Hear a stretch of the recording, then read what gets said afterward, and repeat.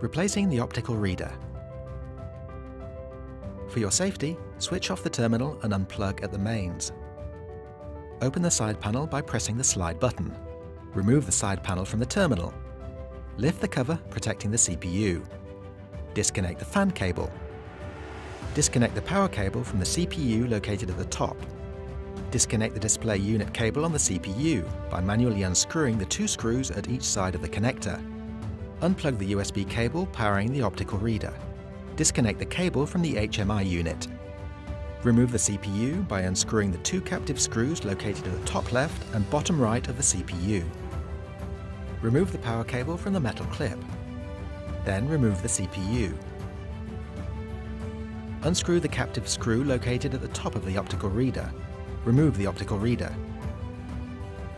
If the glass on the optical reader is dirty, clean the screen using a dry, lint-free cloth. Carefully wipe the center of the screen.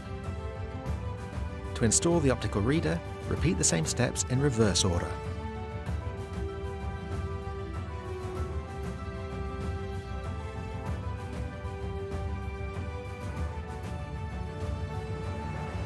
Close the side panel and secure the side of the terminal unit.